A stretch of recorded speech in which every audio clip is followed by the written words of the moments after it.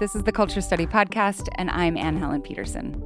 Hi, I'm Maris Kreisman, and I'm the author of the new essay collection, I Want to Burn This Place Down. But I'm also a really avid reader and have worked in and around books for my entire professional career. I feel like there's all these old-fashioned ways that people used to discover books. Maybe I'm just imagining this, like, Maris has, like, books just at her door all of the time. I And, like, do. I actually do. shoving books at you. Like, I think about the BuzzFeed mailroom. Like, Yes. I sat next to Ariana when she was head of the book section, and she would just have to devote an entire day to opening up books. I do And that from home.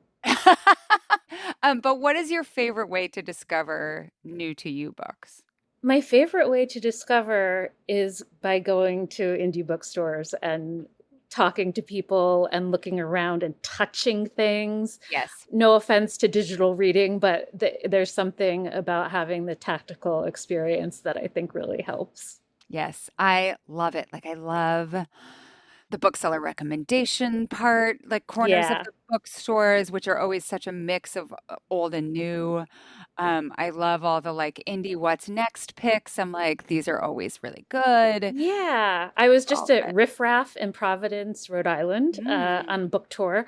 And they have such a small but perfectly curated selection. So I kind of just knew like whatever book I picked, I'd be happy with. That's how you know it's a bookstore for you. Like I've been to a couple of bookstores like that I've been like, I wish this could be my local. Like, because every time you go in, you're like, that's the thing. My best friend's mom has a bookstore in her little neighborhood in Seattle where she just knows like that the bookseller, there is always going to be a book front and center at the bookstore that is like for Patty. Like it is Patty's book. That's like, so lovely. I know, isn't that great? The best. So you mentioned you were on book tour. Your book is everywhere. And I want to tell readers, like I have my copy that I've been like, it's essays, so you can like work through it. Because I think a lot of it is very, very present. Like a lot of it is like, I'm so mad about all of these things. And it gives such a great outlet for when you're feeling mad about something. Like, here's someone putting that anger or that frustration into words. Thank you. And, you know, I didn't realize that my book would be publishing in 2025 when it would be 2025. I know. So I was glad I was able to get it all on paper before then. How have people responded to you? Really well. I think that it's been nice to go to bookstores in other cities and meet a lot of people who are feeling the same way, which is that we're constantly told that people get more conservative as they age. And I am the exact opposite. And I have so many things that I want to change that I hope will change. Yeah. Let's see. We have so many great questions. And I just want to say that like there are very few people who I would trust to have like fantastic answers for all of these, but you are one of the most, like, sometimes I think people say well-read and they mean it as like, I don't know, it's like a snobby, like you're like, that person's so well-read. I don't know, you don't want to be friends with that person. You are a person who's well-read that I want to be friends with. Thank you. Sense? That's really lovely. You know, I have not mastered the classics, all of them, but I am pretty up on what's out right now. And that's been fun. And also, we should have put some of your CV here. Like, how did you become a person who talks about books? I thought I was going to be a book editor. In my 20s, I worked at Simon & Schuster. That's the way I thought of myself. That's how I identified. And then I switched companies and was abruptly laid off. Imagine. And the rest of my career has been kind of like trying to be in and around books as much as I can. So I was the editorial director of Book of the Month for a while. I was the publishing outreach lead at Kickstarter. And I've been freelance writing about books for a long time now. I feel like there are so many problems in the world and so many problems specifically in book publishing. And yet the books are still good and they're coming a mile a minute. And that's weird and wonderful. Yeah, that's such a great way of thinking about it. You also have a really wonderful newsletter that is Thank you. always giving me ideas. So we will link that prominently in the show notes. Thank you. What have you learned about people's reading habits or even about like how to make effective recommendations for people? Yeah, I think challenging them a little bit is really, really great. I think people get stuck in their comfort zones. And I think Mm-hmm. that's lovely. We should all have comfort zones that we can escape to when we need to. But I think that the way that your world really widens is by trying something just a little bit new. Yeah, yeah, totally. And like also watching your discomfort too and being like, why am I reacting this way to this? Like, is it because Yes. of the style? Is it because of the content? Is it because like the emotions that it's inciting? Like, all of that I think is really interesting. And sometimes if we react with repulsion instead of curiosity, right? Or Yes. confusion, like the curiosity I think keeps us in a book and it's like, well, I'm going to see like how I feel about this moving forward. And that's But like a yeah, good life strategy too, just to be, totally. like, Totally. Totally. What have you been reading lately? ooh, okay. So I am reading right now. I'm reading Joe Piazza's new book. Oh, One of Us is everyone is Lying. reading this. It is so fun and delightful. And she's a member of my writing group. And so, really glad she's having this moment. I'm also halfway through The Parisian by Isabella Hamad, who Mm, I loved her last two books and I never read her debut, and it's big. It's one of these like real epic kind of books, and I'm really loving it. okay, so today we're going to do something slightly different, but it's basically a concierge where people have written in with a couple of books that they love and the style of book that they're looking for, and then we're going to give them recommendations and I love it. challenges. Also, and if someone who's listening is in this place that's like, I can't read right now, like we have all been there, Yep. or in the place of like, I really want to be reading more and I simply cannot manage to like make those routines, make those like patterns in my life, or I used to read a lot and I feel like my brain doesn't work anymore. Like, we are going to have an Ask Anne Anything segment that Maris is going to join me for to address that. So Love it. stay tuned. And by the way, you're about to hear like 8 million book titles, and we're going to list all of them in the Substack post for this episode. So you don't have to worry about writing them down right now. Let's hear from our first listener, Lauren. I've been in a reading rut for months, only able to plow through romance novels. I'm looking for fiction that I won't be able to put down.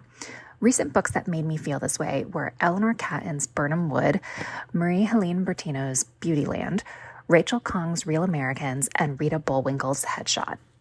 Okay. I didn't put a recommendation down for this one because I was like, I'm going to come back to it because I think this is at the heart of like half of our recommendations was I want a literary book that I That's can't put good. down. Yeah.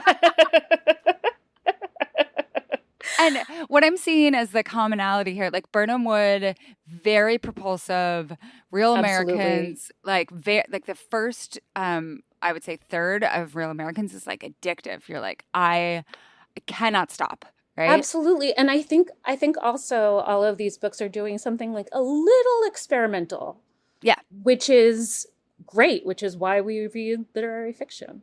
yeah. So Um, what did you think of first here? I first thought of Flashlight by Susan Mm, Choi, which I I was gonna know say, is already in, we're going to talk about her later. yeah. But I loved that book. And then from a few years back, Enter Ghost by Isabella Hamad. It's about a Palestinian theater company putting on a production of Hamlet, and it is loaded and wonderful.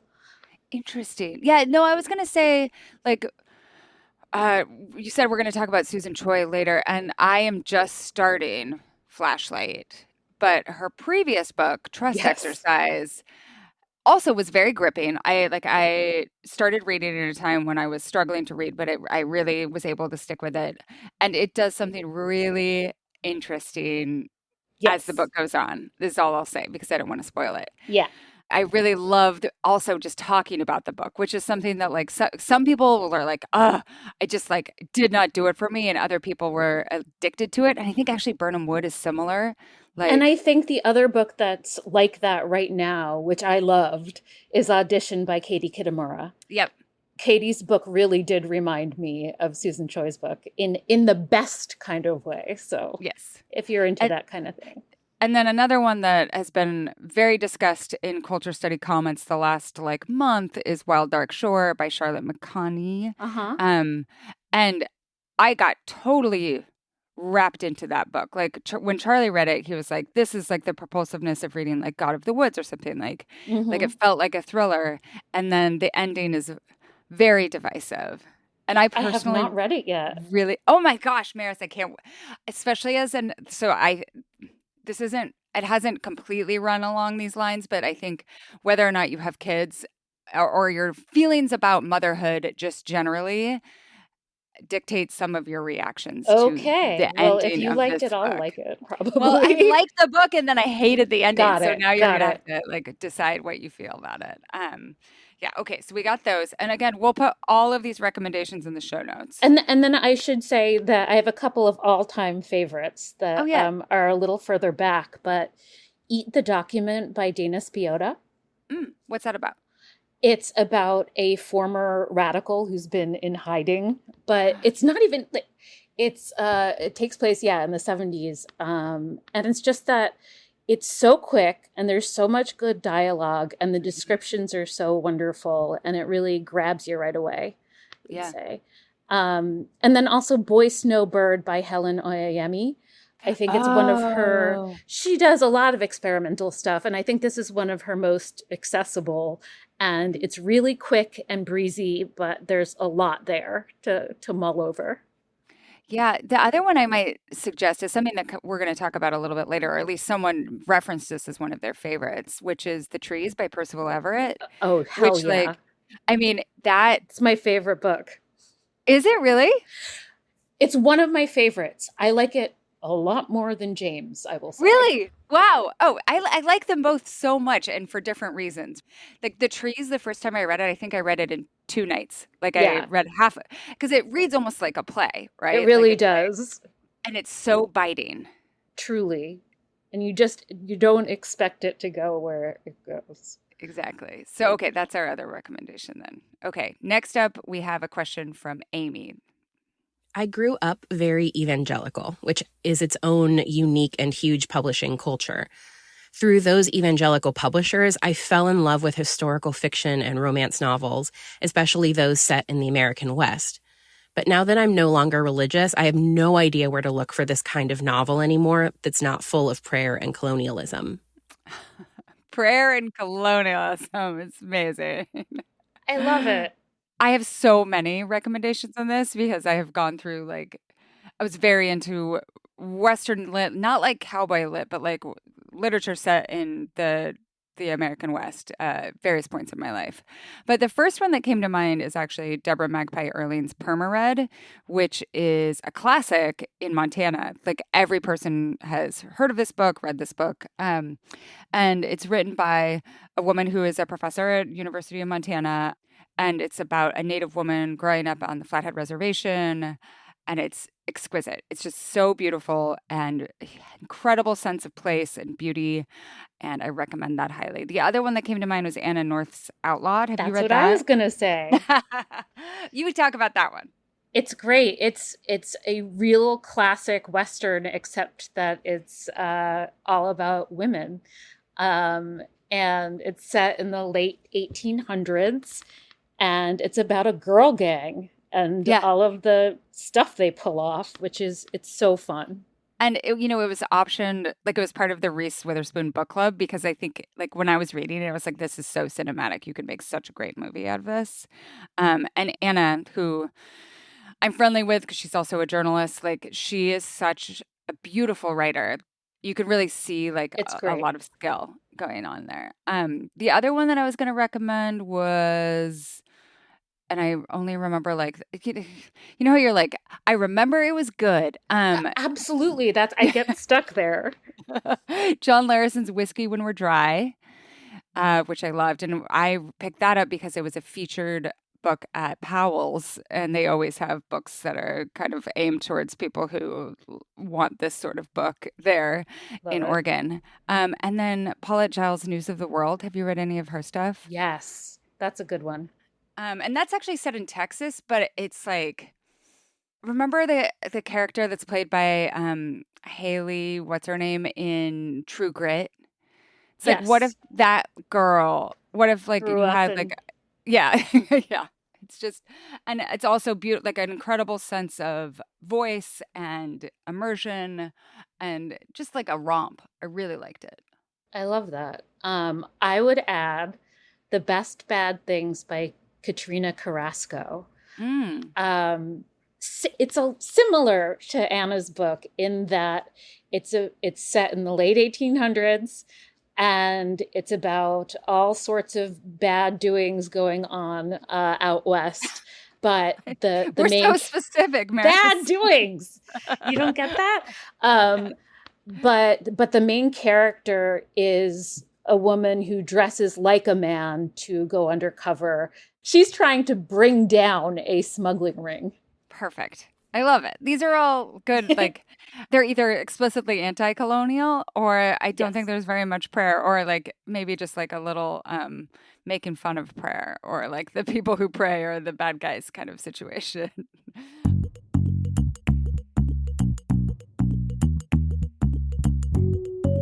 Today's episode is sponsored by HelloFresh. You may have heard of HelloFresh. They send chef-crafted recipes and fresh ingredients to your home. But this summer, they've made their biggest menu upgrade yet. This isn't the HelloFresh you remember. It's bigger. HelloFresh has doubled its menu, and now you can choose from 100 options each week, including new seasonal dishes and recipes from around the world. They also have bigger portions that'll keep everyone satisfied. It's also healthier. You can feel great with an even healthier menu filled with high protein and veggie packed recipes. I love vegetables, and everything that I ordered is chock full of vegetables. Like most of them have like at least 2 vegetables or more. And then there's also steak and seafood recipes delivered every week for no extra cost. There's 3 times more seafood on the menu now, again, at no extra cost. And you can discover new seasonal produce each week, from snap peas and stone fruit to corn on the cob and more. Melody, tell me about one of your favorite meals. We got this really delicious shrimp pasta dish that was super fast to put together. And a nice little touch was they even included a lemon, so you could squeeze the lemon wedge over your finished dish if you so desired. And was it easy for Bobby to make? It was easy for Bobby to make. I also made one. Which one did you make? It was this herby chicken and vegetable situation. It had green beans and carrots and chicken cutlets.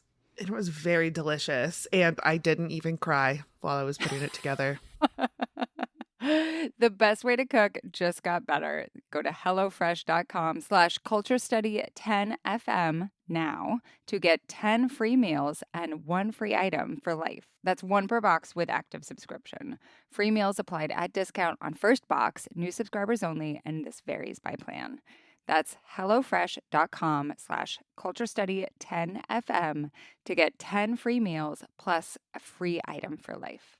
Today's episode is brought to you by Lola Blankets. Oh my gosh, my Lola blanket is my new best friend. I am spending so much time with it. Yes. I've heard about them. Like I had seen like ads and stuff, and I was like, I have a soft blanket. No, this is nothing in comparison. This is the softest blanket I have ever personally felt. And I'm picky about blankets. And I also wear a blanket around the house most times of the day. I opened my blanket this weekend and my sister and brother-in-law were visiting, and I like passed it around to everybody on the couch and was like, feel this. And everybody, when they put it on their body, they're like, oh. It's so soft. My dogs fight over who gets to sit on my lap when I have it on my lap. I also like, it's been getting cool here just a little bit. Like the hints of fall are coming. So it's cool enough that I can put like an extra blanket on at night. And it just has like enough little extra weight that it's perfect. I've been sleeping so well. It's crafted with ultra soft luxury vegan faux fur. It's machine washable, which is important since I have 2 filthy dogs.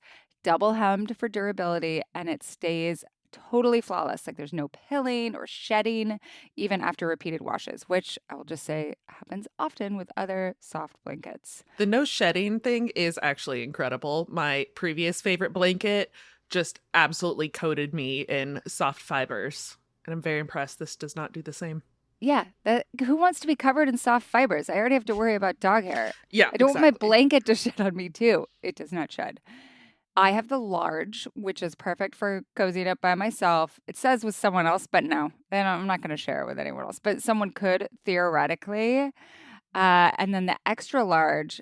I got the extra large. They call it the biggest blanket on the internet. It is huge. I might have to get the extra large as well because Charlie and I kind of fight over it already. Mm-hmm. They also make weighted blankets and also matching pillows. Oh, I'm going to have to try that too. Okay. For a limited time, our listeners are getting a huge 35% offer on their entire order at lolablankets.com by using code CULTURE at checkout. Just head to lolablankets.com and use the code CULTURE for 35% off. After you purchase, they will ask you where you heard about them. Please support our show and tell them that we sent you. Wrap yourself in luxury with Lola Blankets.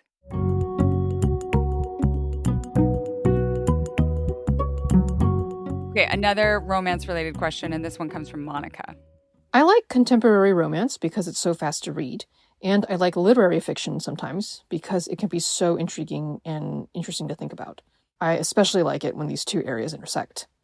Books I really like include Free Food for Millionaires by Min Jin Lee, Nora Goes Off Script by Annabelle Moynihan, and Detransition Baby by Tori Peters.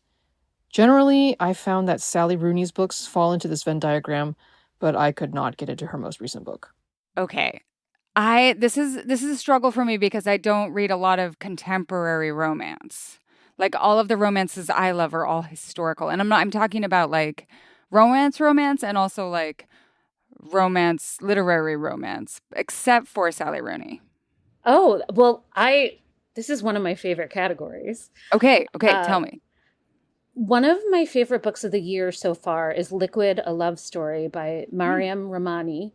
And it's about a young Persian woman who is very smart. She's getting her PhD. Like, she sounds like she's maybe you, Annie. Like, she knows so much about pop culture, and she's like really studying the romance genre, the rom-com in particular, to figure out how to live her life. And then stuff goes wrong, I'll say, and it gets a little bit more serious.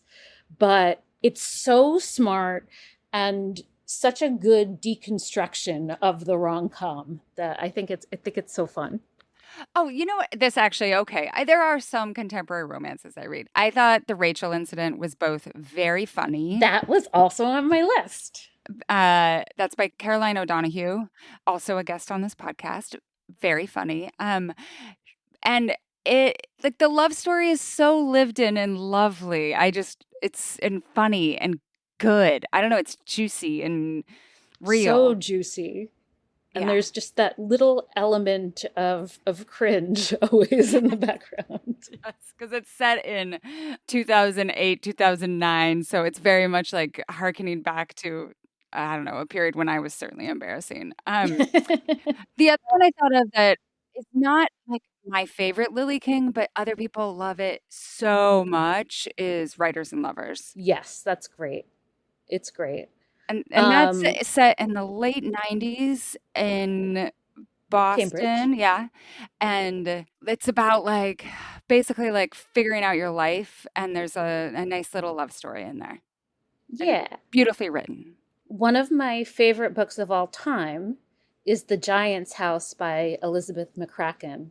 Oh, yes. And that is just the ideal to me. It's about a librarian who falls in love with a so-called giant, like a man who is very large due to gigantism, I think it's.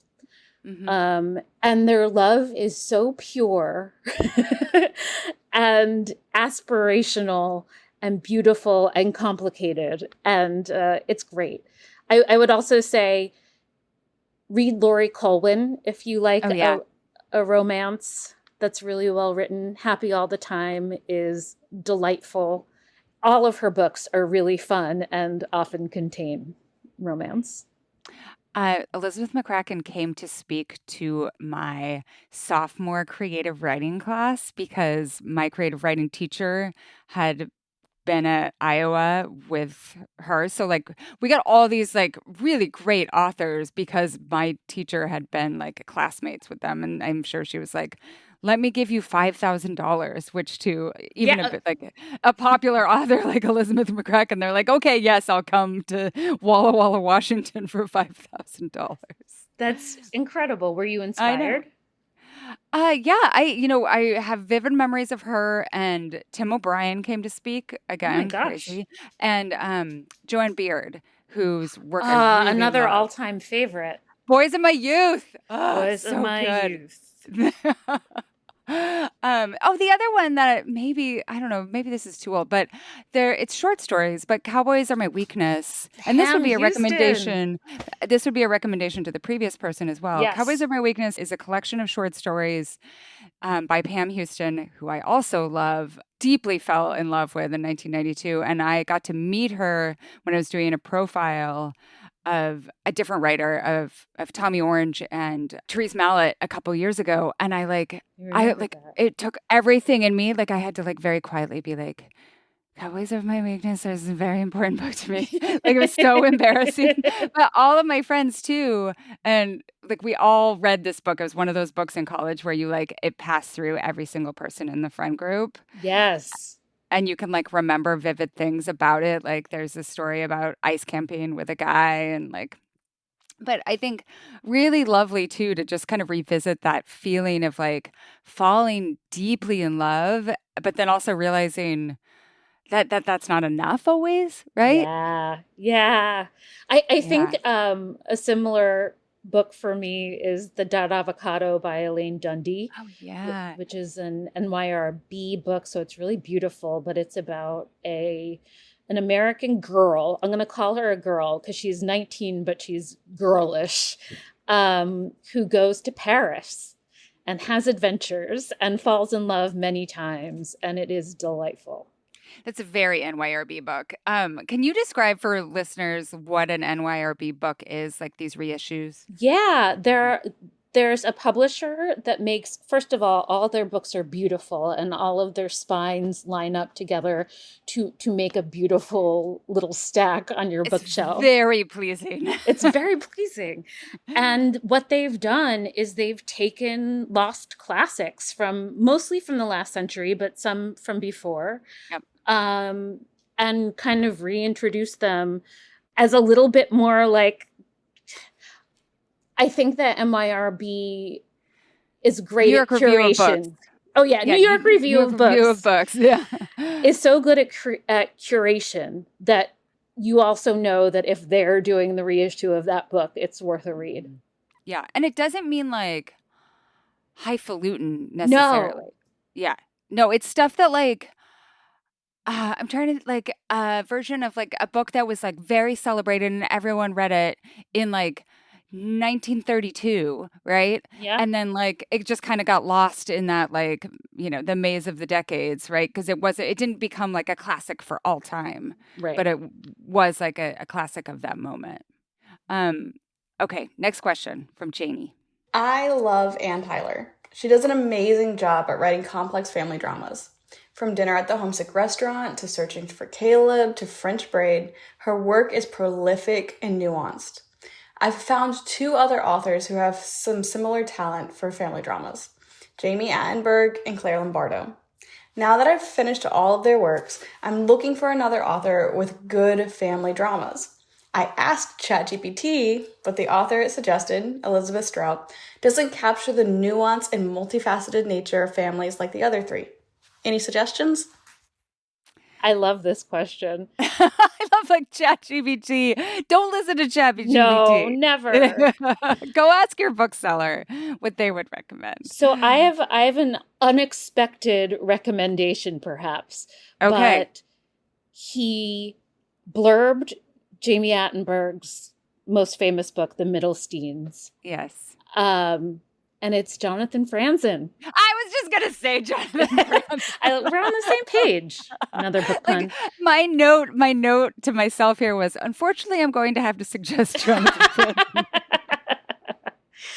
Yeah, he's good at it. Multiple points of view. All family members struggling. Like Freedom is so freaking good. Like I remember when I was reading it and I was like, God damn it, this is so good. Like, you really can't go wrong. I mean, the corrections so good. Exquisite. Like, yeah. I haven't read Crossroads, but Charlie read it and really liked it. I enjoyed it a lot. Yeah. And they're also like very similar to what she's describing. Like they're enveloping. You're like, I am very invested in this family. And there is a lot of complication going on and a lot of understanding of like the complexity of human relationships, like all of it. I would also mention Another Man. We're really, wow. You might know Kevin Wilson from Now Is Not the Time to Panic and a couple of other books, but his first book is perfect and it's called The Family Fang, and it's about the Fang family and how messed up they are. And it is so funny and poignant. I highly recommend. He is so funny. He's just like, I'm always surprised by how much I laugh when I read his books. And then the other person I was going to recommend is Louise Erdrich, because all of her books, they're all connected in some tenuous ways, like either by place, but oftentimes by actual family. If you can deal with short stories, some people like they're just allergic to them. I understand why, but maybe challenge yourself and read Love Medicine, which is like the classic of all of her many classics. So underlinable. Oh my God, so good. But then like a lot of her recent ones too are really telling the story of various families and how like their weird relationship with one another. Like there's so many characters. Yes. I always sing the praises of the Master Butcher Singers Club. I always get the apostrophes mixed up there, but it's loosely based. So Louise comes from she's a Ojibwe, and then she also has German ancestors, and so this is kind of focused on some of the lineage of those German ancestors. Oh, fascinating! I haven't read that one, and that's yeah. It's real. I love it. It's and also a really beautiful love story. But then also like I love The Night Watchman. It's probably my favorite of her recent ones. Something like La Rose is just beautiful, devastating. Yeah. So check out read some of the descriptions for that and see if there's something that catches you. I hope that this person dives into all of these. They're just like very different sorts of families and wonderful in their way. Okay, next request comes from Molly. I am always looking for more of what I call grown-up Nancy Drew books, but I'm picky about the style and characters. I loved and read all of Sue Grafton's novels. I love Sarah Grant's Claire DeWitt books and a lot of her other work. I enjoy old Mary Stuart books like The Moonspinners, less for her heroines' 1960s notions of romance and more for the adventure and the settings. I've realized what I love in all these books is a very strong and beautifully written sense of place. Until I read them, I always assumed that Sue Grafton's books would be super cheesy, but I found the main character compelling and was enraptured by the way Grafton weaves a history of buildings, cities, and geology into the novels. That world building stuck with me long after plot details faded. Do you have more ideas for other mystery-ish writers with female lead characters and a strong sense of place, with heroines who are connected to or making connections in their worlds? There's psychedelic and spiritual elements that I love in the Claire DeWitt books. I've read Laura Lippman, Tana French, Marcia Muller, so many others, but they never quite hit the same spot. The closest fit I can think of is maybe some of William Gibson's books, like Pattern Recognition. This is a genre that I don't have a ton of experience in, but the one thing I noticed from this list, and maybe she just didn't say it, is that she didn't mention Liz Moore, who is the author of God of the Woods is the most recent, but Long Bright River is an incredible sense of place in Philly. So that would be, if you haven't read that, I think that would be worthwhile. Do you have ideas here? I mean, this is a tough one because usually people ask me for I've read all Tana French. What else can I read? And I tell them Sarah Gran. So you're at a disadvantage. I would say I remember reading Sue Grafton's novels a long time ago in Me high too. school. Same. And the person I was reading at the same time, who might have been a copycat a little bit because she used numbers instead of letters for the titles of her books, was Janet Ivanovich. And I remember really enjoying her characters and her dialogue, and that might be something to check out. And if you want to branch out a little bit, there aren't that many women private eyes that you haven't heard of, I'm assuming, but there are a lot of great crime and mystery writers who have one-offs that are so fun. Like, if you haven't read Megan Abbott, she is wonderful, and she writes about place, but also the relationships between women for the most part. You could try Dare Me or The Turnout, one set in cheerleading, one set in ballet.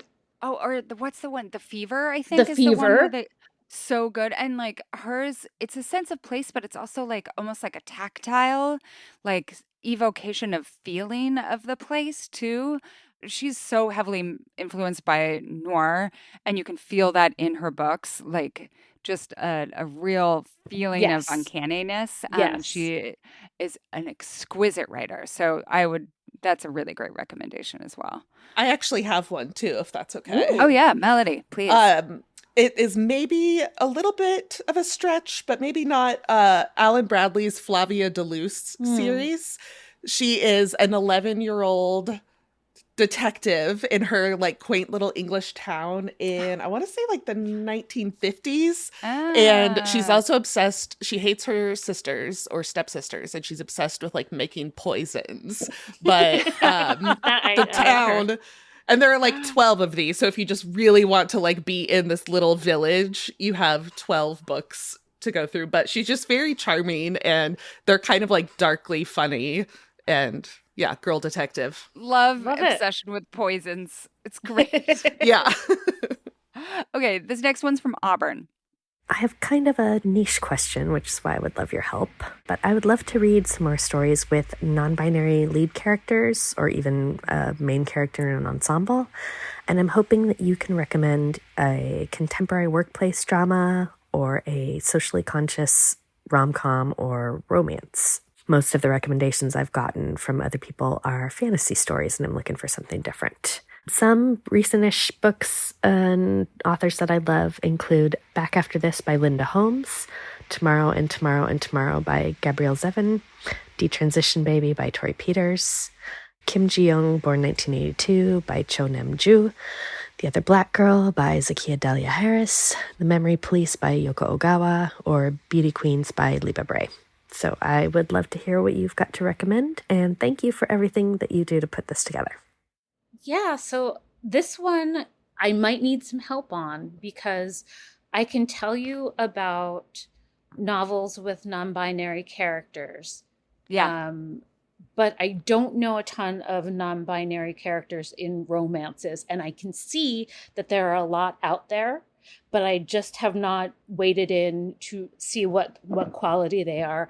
So if you haven't, you should for sure read Nevada by Imogen Binney.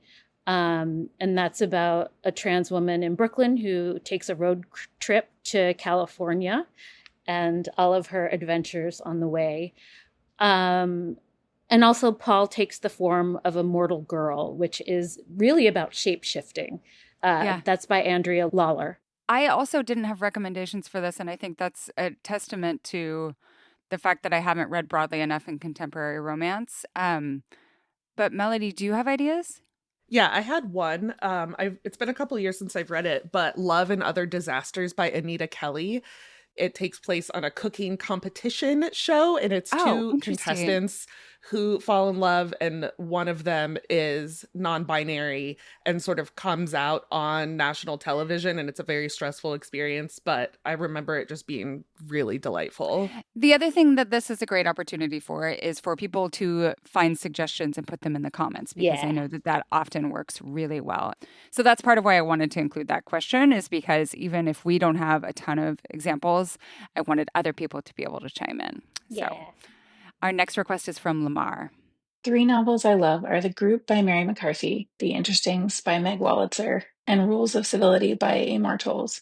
Common threads are friendship as a center of the story, as well as striving and identity formation. But mainly, I just find these novels both very smart and very fun to read.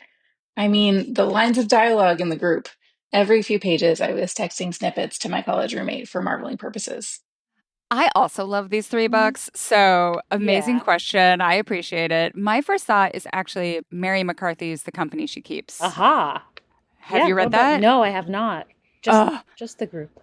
Yeah. So The Group is so well known and so great and so big and like so elaborate. And then The Company She Keeps is short stories, and they're they're my understanding, if I'm remembering this correctly, is that they're loosely based on some parts of her own life, but I like all of that wit that you associate with Mary McCarthy, like reflected a little bit more back onto herself. I thought was very interesting. And then the other one that I have been recently talking about in various threads on Culture Study is Olivia Wolfgang Smith's Mutual Interest. Which I think has that same incredible snappiness, so witty and fun. And there is a friendship, an unexpected friendship that really is at the root of it. And various love stories too. But like we'll give you that same sort of like that dialogue, that sharpness, for lack of a better so much word. about smells. Oh, yes, totally. And candles and like Yeah. really great. Really great. Do you have other recommendations here? I do. One of my favorite recent books, I think it came out a few years ago, is We Ride Upon Sticks by Quan Barry. And it's about a field hockey team in the 80s. Everyone has a distinctive character, and the way they interact is just so fun. And it's really all about figuring out who you are. The other one I wanted to mention was Help Wanted by Adele Waldman.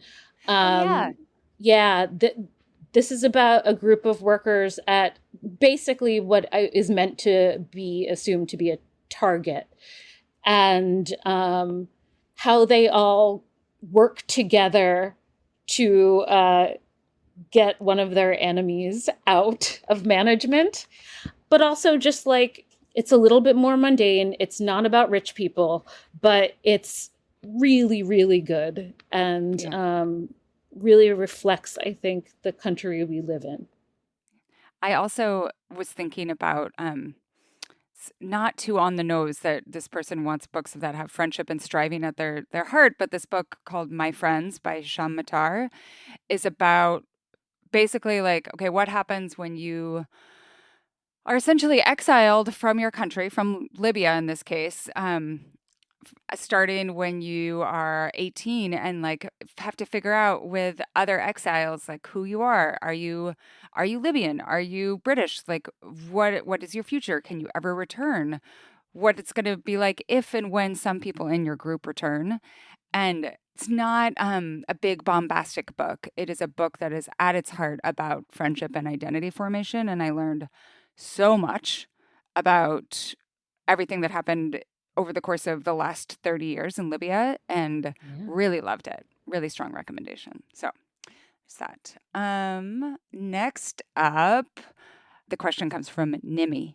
My recent favorite novels have been The Trees by Percival Everett, Flashlight by Susan Choi, and Our Share of Night by Mariana Enriquez. And my favorite novel is still The Last Samurai by Helen DeWitt. Please recommend any books that are similar. Okay, Maris, what do you see as connecting these four? What I think is connecting these four is that they are quirky, experimental, and really well written. Yes. and that's I don't think there's much other connective tissue, and that's okay because these are all of my favorite books too. Yes. Have you read Ursa Daly Ward's The Catch? Not yet, no. So I just finished it, and it is quirky, extremely well written. Daly Ward is a poet first and foremost, and like I always think of there was a review of Michael Ondaatje's The English Patient, which was my favorite book for all of like high school and early college. But the review on the back said like Michael Ondaatje writes with the heart of a poet, and like that is absolutely at the heart of The Catch.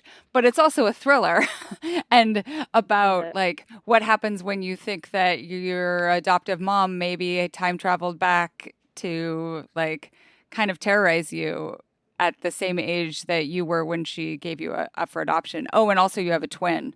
Yeah, it's super fucked up and interesting. And I texted Melody like, I don't know, about 30 pages before I was done. And I was like, the way I'm gonna feel about it is gonna be decided by how she pulls off this ending. And she pulled it off. So I've been recommending that. And it also will make you think and like talk about it for a long time. Oh, I love that. What are your other recommendations? There's a Danish book. There is a Danish series, I should say, that's been making in the rounds. I read the first one and absolutely loved it. It's called On the Calculation of Volume. And I'm going to butcher the author's name. So please just put it in the notes. But it's a time loop novel. Yeah. But it's a time loop novel unlike any one I've ever read. And it'll get you thinking about like, who am I if you pulled back from the rest of the world? Interesting. And so the volumes 1 and 2 are out now, and I think volume 3 is coming this fall. But that is so fun and so different and so beautifully written. I would also suggest as big favorites, The Old Drift by Namwali Serpell. Yes. It's a big, huge book, and there is so much going on, but it's set in... I mean, The Last Samurai, also a big, huge book. Yes. So, yes, perfect. It like contains some sci-fi in there, and there's like magical realism. It's got everything, and it's set in Rhodesia/Zambia, and it spans decades and places, and it's wonderful. The other one that immediately came to mind that maybe this person has totally read is Cloud Atlas, which like is I think it's like over recommended, but also like partly because it's so good. Fucking good. And then the other one that I thought of was Yael van der Wooden's The Safekeep. Yeah. Which is fucking sick. It's like, sick. What a good book. It's about a woman in post-war Netherlands who ends up like her mom dies, and so it's just her in this house and trying to figure out like she's very prickly about anyone else being in her space. And then her brother's like, I met this woman, I have to leave for work. Can this woman come stay with you? And the sister's like, oh, I hate you, I hate everything. The woman comes to stay, and let's just say revelations happen. It is just so good on so many levels, and also doing something formally, I think that's really interesting. And everyone that I've recommended that to, and I've recommended it very strongly in the newsletter, has really liked it. So, yeah. I love that. I would also say, especially if you love the trees, I would say try The Sellout by Paul Beatty. Oh, yes. It is also absurd and funny and incredibly upsetting too. And the language in that, it's where poetry meets rap, I think. And there are jokes within jokes within lines. And I've just never experienced writing like that. Do you think that maybe this person would like Miriam Toews too? Maybe.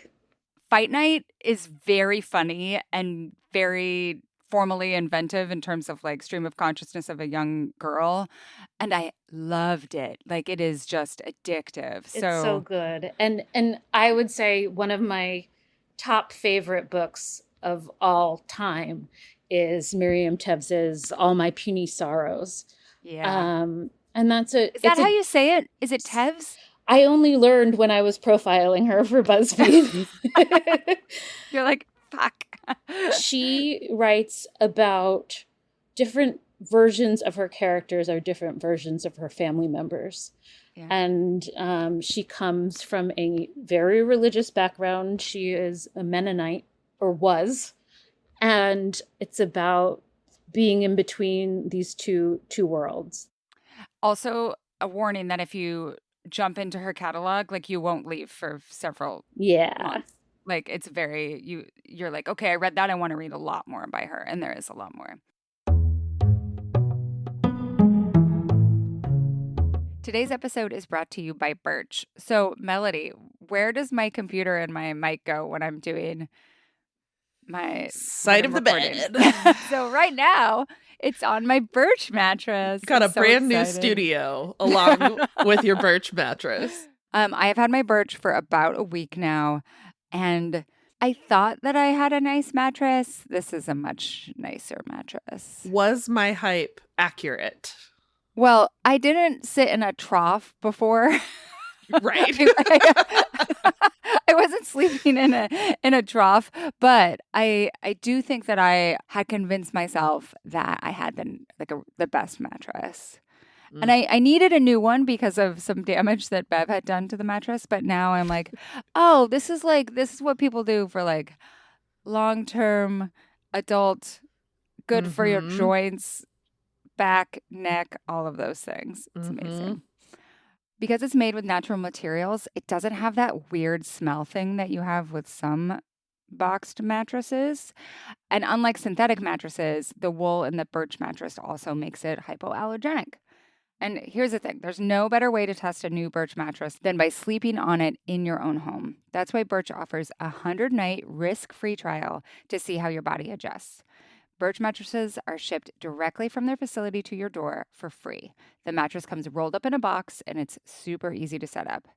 Birch owns its own manufacturing facility and relies on skilled manufacturers to produce the highest quality product. They believe so strongly in their mattress quality that each one includes a 25-year warranty. I want all listeners to enjoy a deep, restful night's sleep like me with a new mattress from Birch.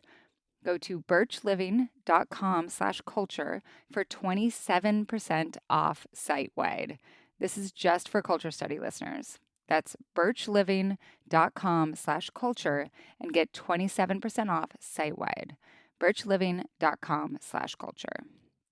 Today's episode is brought to you by OneSkin. I have always had thin hair. Like my ponytail was maybe the size of my thumb, like so small.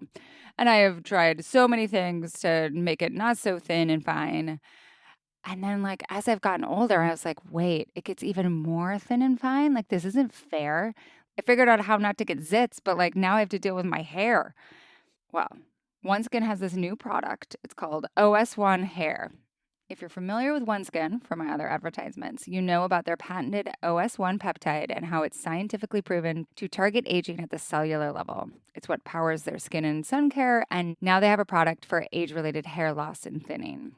OneSkin scientists did a clinical study showing that after 6 months, participants had significantly thicker and denser hair after using OneSkin scalp serum. If you're ready to give OS1 Hair a try, you can get 15% off your first 3-month supply with code CULTURE at oneskin.co. OneSkin believes the purpose of skincare is not just to improve how you look, but to optimize your skin's biology at the cellular level so it's more resilient to the aging process.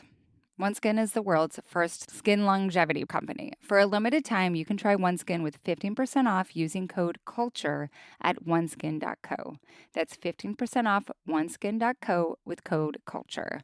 After you purchase, they'll ask you where you heard about them. Please support the show and tell them that we sent you.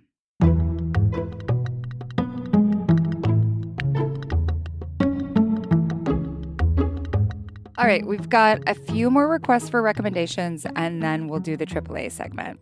This next question comes from Anna Leah. I'm always looking for literary page turners, ideally by a non-man.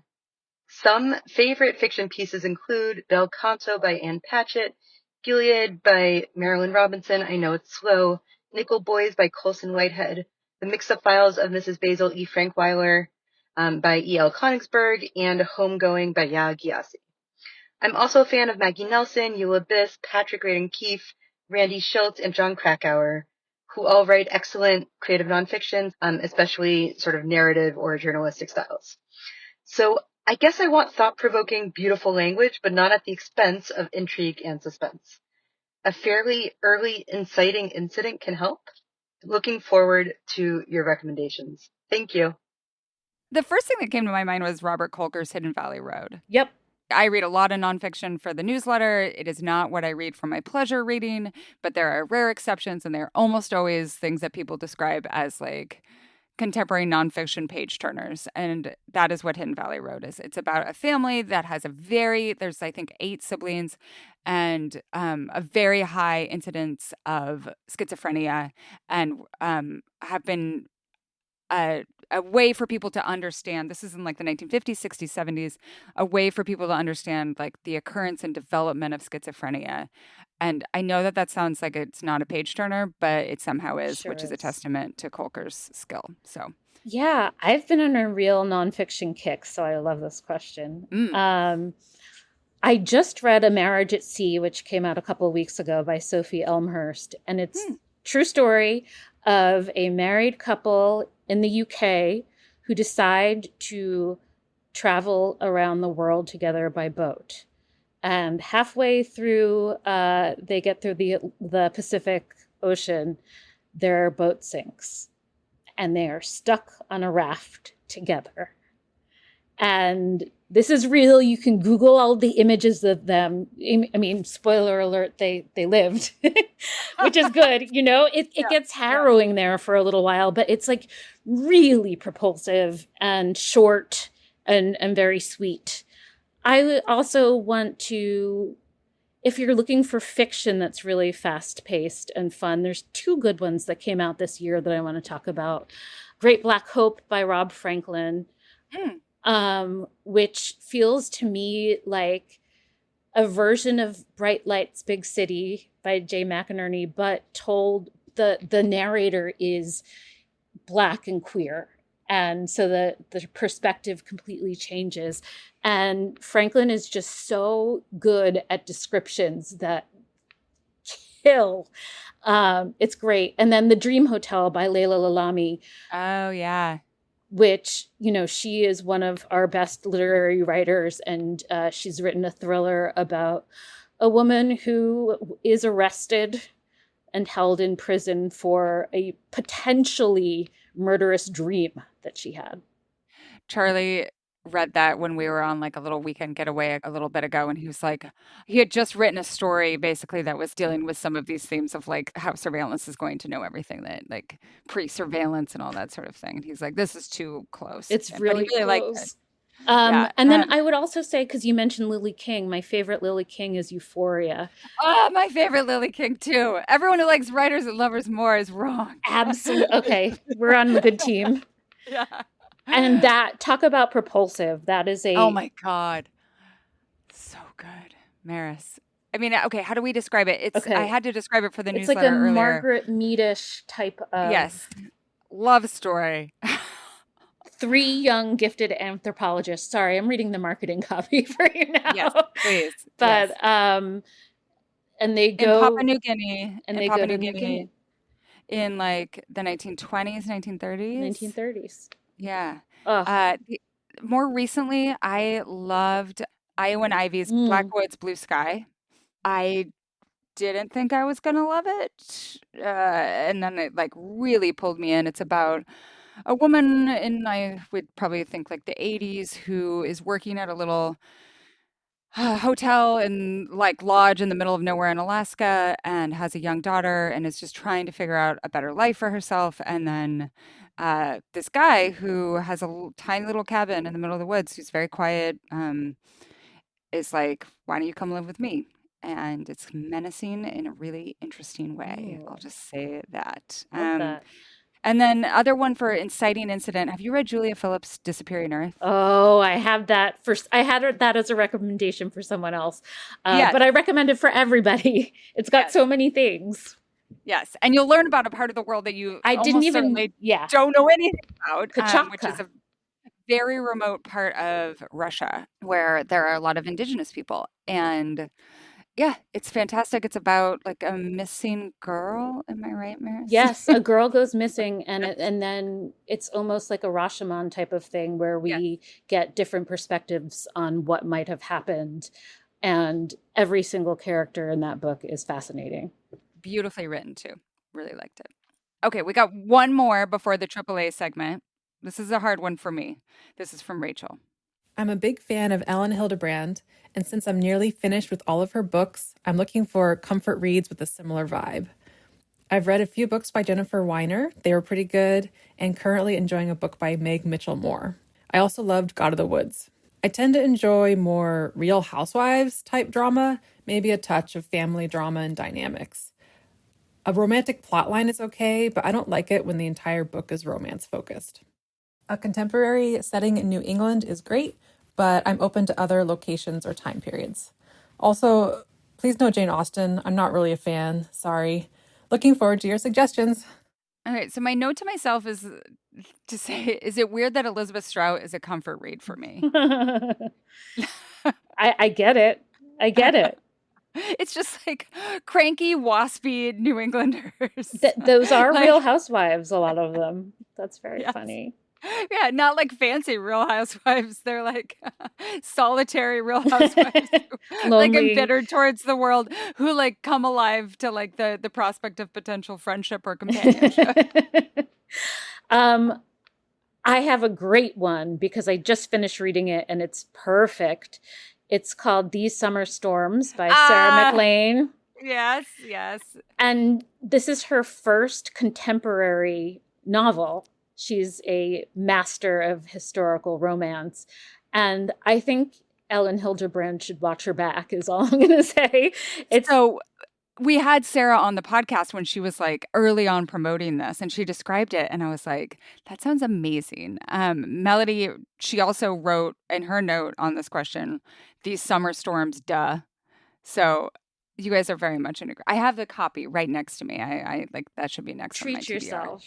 I would also say Seating Arrangements by Maggie Shipstead is very, it's waspy contemporary New England, and it's about a family coming together to celebrate a wedding and have a bunch of hijinks. And I think that also led me to think about The Wedding People, which I think is a big bestseller now by Alison Esbach. So you might have already read it or heard about it, but yeah. And then, if you want to get into classic Real Housewives, yes, Olivia Goldsmith. She wrote The First Wives Club, which is delightfully bitchy.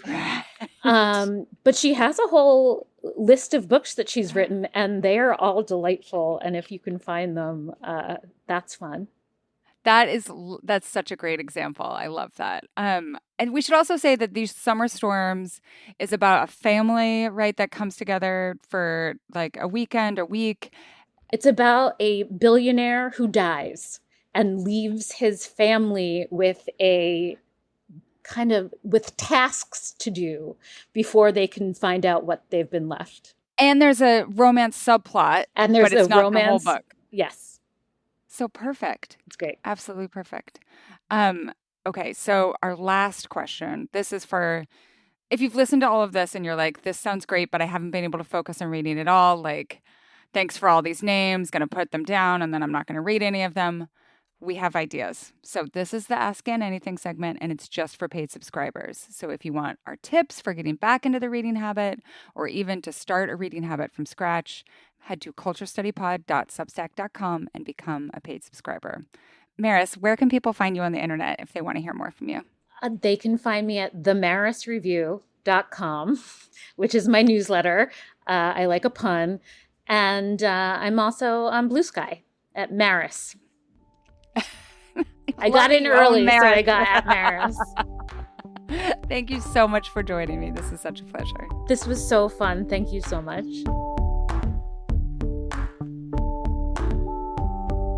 Thanks for listening to the Culture Study Podcast. Be sure to subscribe wherever you get your podcasts because we have so many great episodes in the works, and I promise you don't want to miss any of them.